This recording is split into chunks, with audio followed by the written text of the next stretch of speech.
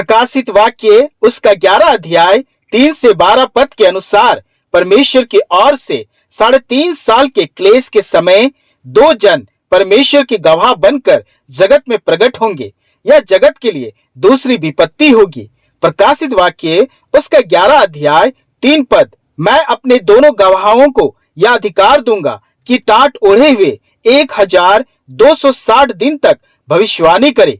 मेरे प्रियो विश्वासियों के लिए यह बहुत बड़ा रहस्य और सवाल है कि वो 2 गवाह कौन होंगे, क्योंकि पवित्र शास्त्र बाइबल इन 2 गवाहों के नाम को हमारे सामने प्रकट नहीं करता है, परंतु परमेश्वर का प्रकाशन पवित्र शास्त्र बाइबल हमें इन गवाहों के बारे में बहुत कुछ बताती है। प्रकाशित वाक्य उसका 11 अध्याय 6 पद से 13 पद बताती है कि इन 2 गवाहों को परमेश्वर की गवाही देने के अधिकार के साथ साथ चमत्कारी सामर्थ भी प्रदान की जाएगी। और प्रकाशित वाक्य 11 अध्याय 5 पद बताती है कि उनके कामों को कोई रोक नहीं पाएगा, परंतु उनकी गवाही का समय समाप्त होने पर पशु अर्थात शैतान दोनों गवाहों को मार डालेगा और उनकी लोथें शहर की चौक पर पड़ी रहेगी। 3.5 दिन तक लोग उन्हें देखेंगे और उनके शवों को कब्र में रखने ना देंगे, और पृथ्वी के रहने वाले उनके मरने से आनंदित और मग्न होंगे और एक दूसरे के पास भेंट भेजेंगे, क्योंकि वे पृथ्वी पर विपत्ति लाएंगे।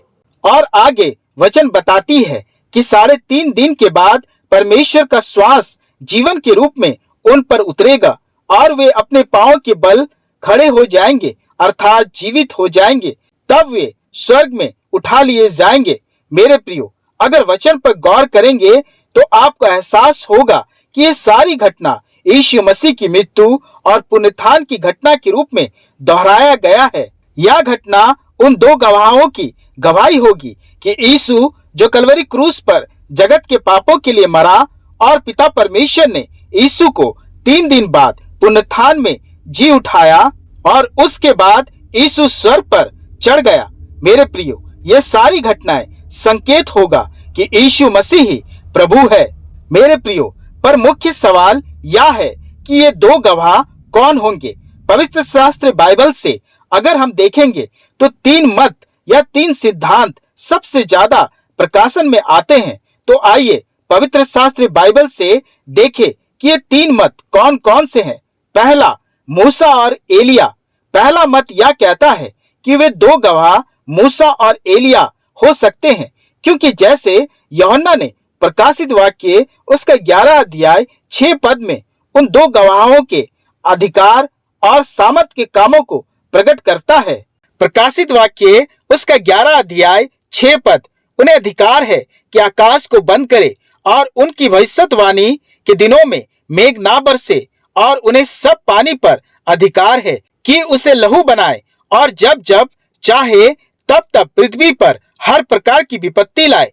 मेरे प्रियो, प्रकाशित वाक्य 11 अध्याय 6 पद के पहले पद को अगर हम गौर से देखेंगे तो हमें स्मरण आएगा कि पवित्र शास्त्र बाइबल में यह आश्चर्यक्रम भविष्यद्वक्ता एलिया नबी ने परमेश्वर की आज्ञा से कर चुके हैं। पहला राजाओं उसका 17 अध्याय 1 पद, तीसबी एलिया जो गिलाद के परदेशियों में से था, उसने अहाब से कहा, इज़राइल का परमेश्वर यहोवा जिसके सम्मुख मैं उपस्थित रहता हूँ, उसके जीवन की शपथ, इन वर्षों में से मेरे बिना कहे ना तो मेघ बरसेगा और ना ओस पड़ेगी। मेरे प्रियो, एलिया नबी ने प्रकाशित वाक्य में लिखे आश्चर्यक्रम को पहले भी कर चुके हैं।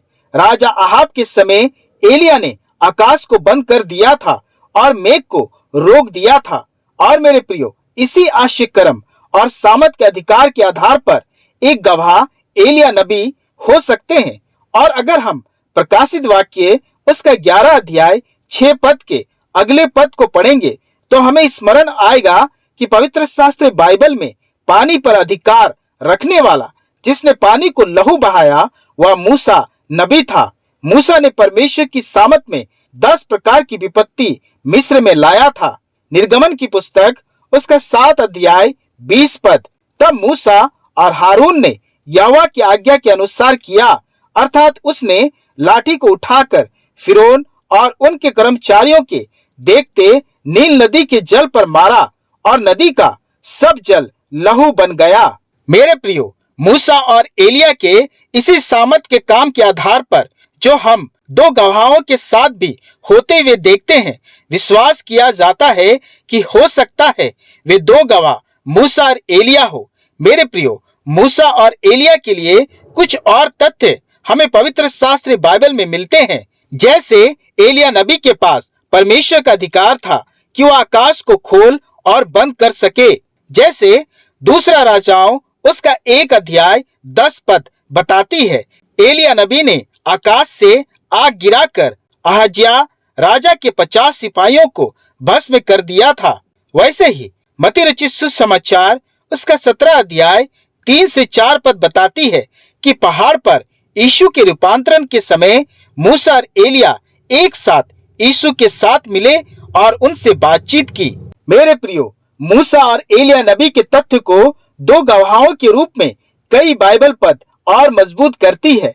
जैसे मलाकी नबी की भविष्यवाणी, मलाकी 4 अध्याय उसका 5 पद, देखो यहोवा के उस बड़े और भयानक दिन के आने से पहले मैं तुम्हारे पास एलिया नबी को भेजूंगा। वैसे ही व्यवस्था विवरण उसका 18 अध्याय 5 पद मूसा नबी के बारे में कहता है, तेरा परमेश्वर यहोवा तेरे मध्य से अर्थात तेरे भाइयों में से मेरे सामने एक नबी को उत्पन्न करेगा, तो उसी की सुनना। दूसरा, हनोक और एलिया। दूसरा मत यह कहता है कि वे दो गवाह हनोक और एलिया हो सकते हैं, क्योंकि हनोक और एलिया का इस संसार से जाना ही बड़ा अद्भुत था। हनोक ने मृत्यु के स्वाद को नहीं चखा, अर्थात उसकी मृत्यु नहीं हुई। ना ही बाइबल उसकी मृत्यु के बारे में जानकारी देती है, बल्कि बाइबल हनोक के विषय में कहती है कि परमेश्वर ने उसे उठा लिया। उत्पत्ति की पुस्तक उसका 5 अध्याय 24 पद, हनोक परमेश्वर के साथ साथ चलता था, फिर वह लोप हो गया क्योंकि परमेश्वर ने उसे उठा लिया।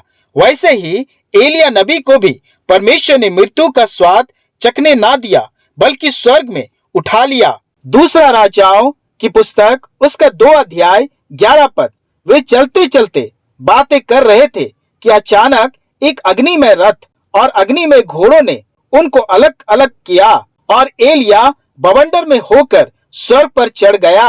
अतः मेरे प्रियो, वचन साफ साफ बताती है कि हनोक और एलिया दोनों की मृत्यु नहीं हुई और पवित्र शास्त्र बाइबल का एक सत्य उनके जीवन में अब तक पूरा नहीं हुआ है। इब्रानियों की पत्री उसका 9 अध्याय 27 पद, और जैसे मनुष्यों के लिए एक बार मरना और उसके बाद न्याय का होना नियुक्त है, और इसलिए मेरे प्रियो, कई विश्वास करते हैं कि ये दो गवाह जो परमेश्वर की गवाही देंगे और उसके बाद मृत्यु को प्राप्त करेंगे ताकि वचन पूरा हो। हनोक और एलिया वो दो गवाह हो सकते हैं। और मेरे प्रियो, यहूदा की पत्री उसका 1 अध्याय 14 से 15 पद में हनोक के विषय में एक भविष्यवाणी की गई है जो उसके गवाह होने के पक्ष को मजबूत करती है।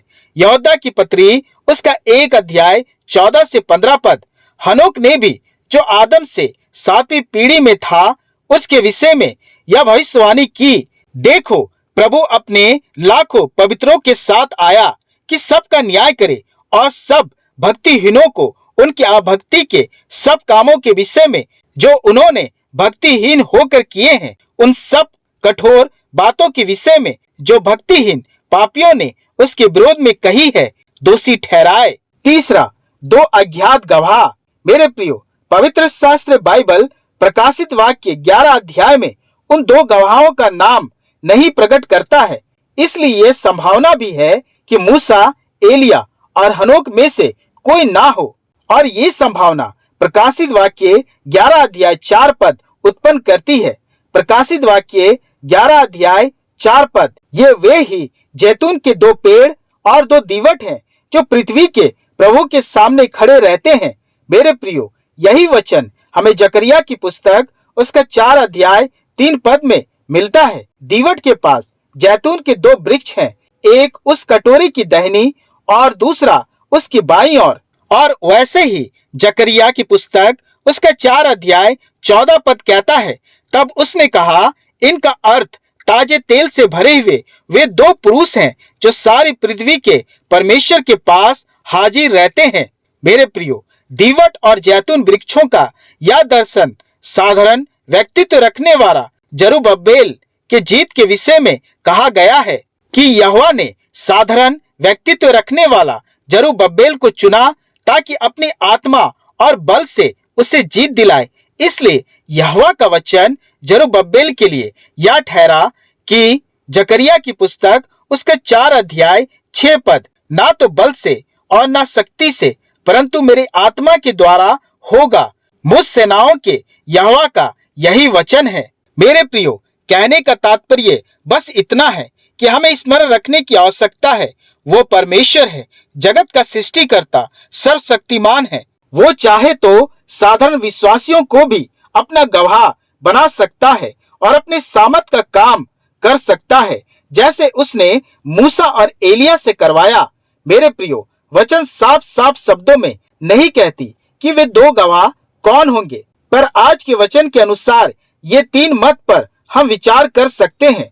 परंतु इतना स्पष्ट है कि प्रकाशित वाक्य के अनुसार परमेश्वर के 2 गवाह परमेश्वर की गवाही के लिए जगत में आने वाले हैं। मेरे प्रियो, कोई भी आए, हमें तैयार रहना है, अपने विश्वास में स्थिर रहना है, ताकि किसी रीति से अपना उद्धार हम ना खोने पाए। क्योंकि जैसा वचन प्रकाशित वाक्य 11 अध्याय 9 पद में लिखा है कि जगत उनके शवों को कब्र में रखने ना देंगे। मेरे प्रियो, इससे एक बात स्पष्ट होता है कि एक बड़ी मसीह कलीसिया उन गवाहों का विरोध में रहेंगे, उन पर विश्वास नहीं करेंगे, इसलिए उनके शवों को कब्रिस्तान में जगह नहीं मिलेगी और यह बहुत दुखद बात होगी। इसलिए मेरे प्रियो, हम अपने विश्वास के प्रति ढीले ना हो और परमेश्वर पर, प्रभु यीशु मसीह पर अपने विश्वास को बनाए रखे। परमेश्वर अपने इस वचन के द्वारा आप सबों को बहुतायत से आशीष प्रदान करे। आमीन।